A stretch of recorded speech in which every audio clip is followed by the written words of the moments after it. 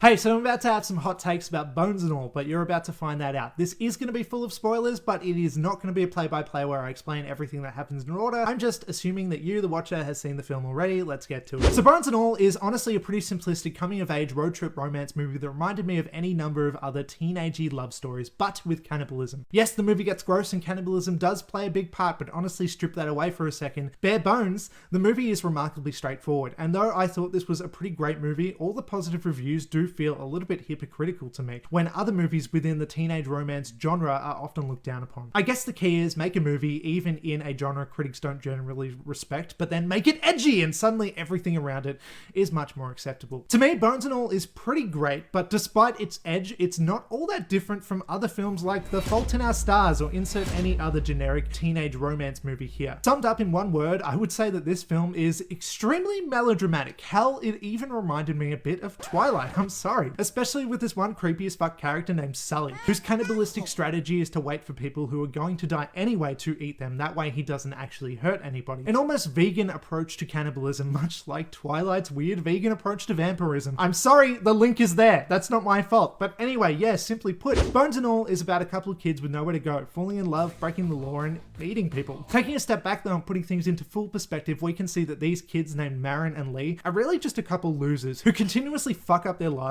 with what's presented as a crippling addiction. There's somewhat of sympathy here though, as if we swap out this with drugs or some other harmless to others vice, we can see that they are actually victims to this plight too. But it's not a victimless desire that they both have, which of course is the issue. Marin though, much like the aforementioned Sully, doesn't actually want to hurt anybody. Hesitantly she does a few times, but she does hold a moral compass, as in comparison to her lover character in Lee, played by Timothée Chalamet, who basically just doesn't give a fuck. He will kill any random on a whim, which annoyed me in moments during the movie when he doubts his own purity just after killing somebody. He asks if he's a good or a bad person, tears in his eyes, and at moments like these it felt like the movie was getting a bit too dramatic for its own good. No, he's not a good person. I do think that it's a little bit more morally complicated than that, and I like watching a character like this struggle with his own morals, but all in all, no, he's not a good person, and I was getting a bit sick of Bones and All presenting him to us as if he was. But to be fair, we were seeing everything through Marin's eyes, and the romanticization of everything going on only suited. One moment that also annoyed me about Lee's actions though was when he killed a random carnival worker and eats him, and then later, after the fact, finds out that he had a wife and kids, which makes him feel really, really bad, which I kind of call bullshit. This is hot take o'clock here for a second, but I always think it's bullshit when in movies, and I guess in life, when we apparently hold people with families' lives as inherently more valuable as somebody who doesn't have a family. Like, I don't really buy that. I think you can't kill anybody, and it's kind of bullshit to be like, well, you can kill this random guy, he doesn't have kids, who cares, whatever. But suddenly when he finds out he does have kids, now you're a bad person? No, they're both bad. You can't kill people. It doesn't matter if they're a parent or not, or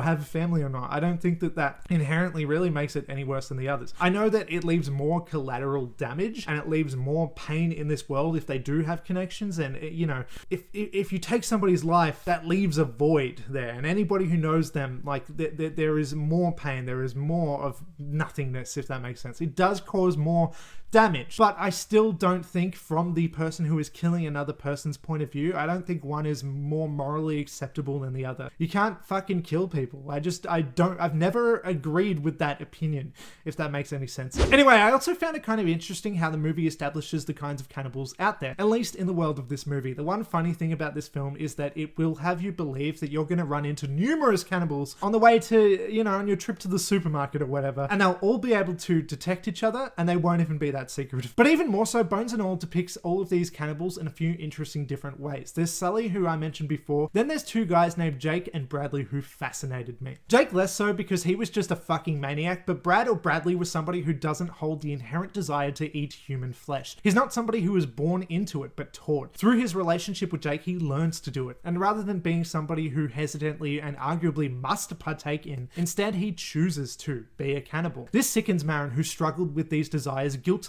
all her life, but for somebody who doesn't even need to, but still does kill and eat other people, it's despicable in her eyes, which I found really interesting. Then I want to talk about the ending. So Marin Marin and Lee decide to cut it off for a while and go about living their lives as normal functioning people. They decide not to be cannibals anymore, at least for a while. It almost looks as if the movie is going to have a happy ending here as well for our heroes here, until we find out that Sully, who has been established to follow Marin around, has tracked them down and come to their apartment. The interesting thing about Sully here is that though he's the creepiest motherfucker you've ever seen, he's still polite and soft-spoken, which isn't exactly a surprise when it comes from the actor Mark Rylance to go with that approach, but he's at least not playing another brilliant tech philanthropist or some guy from History or something. I usually hate this actor because I just think he's pretty boring and he always plays the same sort of characters, but props to him here because honestly, Sully was the best part of this movie. It's never a dully with Sully.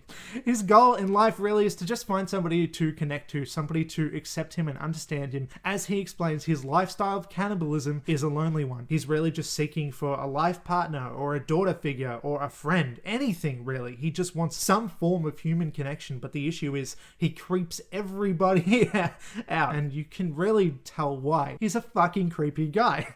And when he meets Marin, he finally knows what it's like to be somewhat on the same level as someone, even if that relationship is extremely one-sided. So when Marin declines him and runs away and doesn't really want anything to do with him, he feels betrayed, which, you know, and you can understand why she doesn't want anything to do with him, because as I said, he's a creep, and he's also not pretty boy Timothy Chalamet. So come the end, with Sully in the apartment, he has decided to kill Marin, because if he can't have her, well, he's already given away too much information about himself, and his paranoia is growing, I suppose. I don't know, he's scared that she's gonna tattletale on him or some shit? I don't know, that's his explanation. I'm not quite so sure that I actually believe it. But in one last gesture of love, much like a rom-com running to the airport moment, Lee comes in and takes Sully down with a plastic bag to the head. Together, Marin and Lee suffocate and stab Sully to the point of death, leaving a bloody path in their wake all over the apartment, but in the scuffle, Lee was fatally stabbed. And now again, in another last act of love, Marin chooses to consume him. And that's where it ends. And I had a problem with that ending. For a while, Lee and Marin had gone on without having eaten people. They were living essentially pretty normal and successful lives now. So in Lee's last moments of life, before deciding, instead of even trying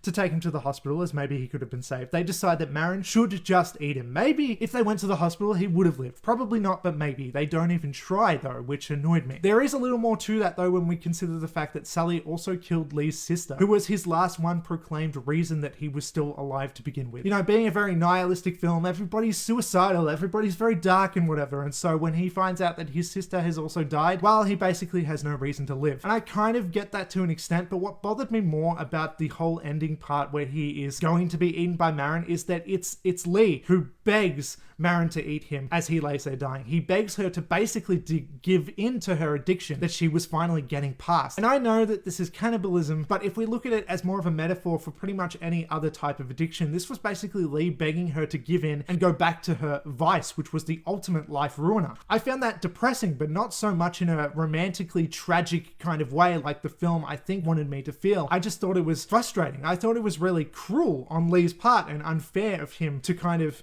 you know, be an enabler and to lure her into this fucked up life once again when she was just getting past it. I do think that he didn't exactly view it that way. I think he thought it was like this one, romantic gesture, this thing that would connect them forever, even after his very death. But I don't know, man. I'm not a cannibal. I'm not a crazy cannibal person who views things this way, so it was hard for me to really think about it that way. I think the film did a good job of explaining how they felt, but I just thought, just try to go to the hospital. Try and save his life. Don't fucking eat him. Don't, you know? Cannibalism bad.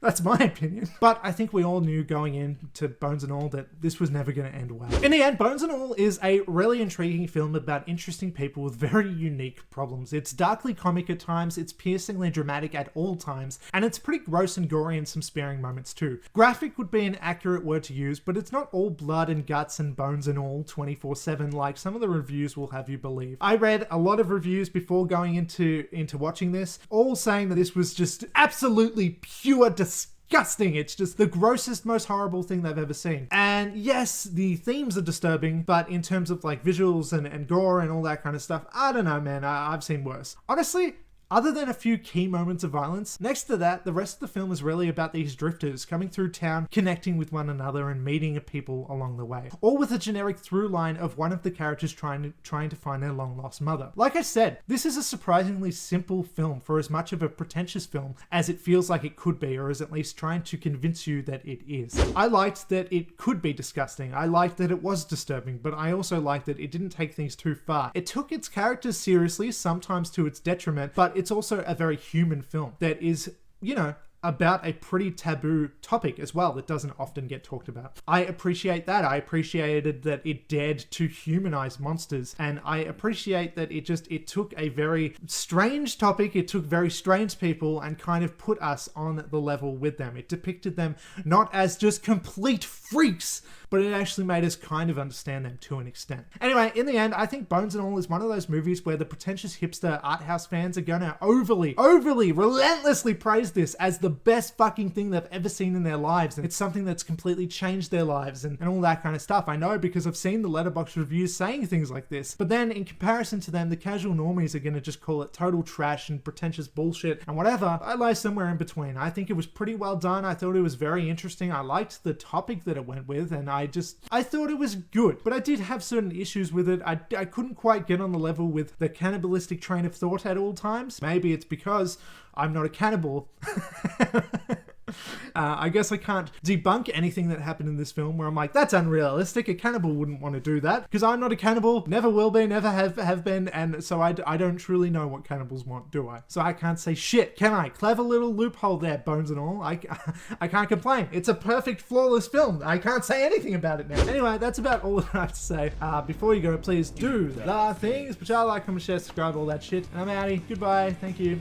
Bye.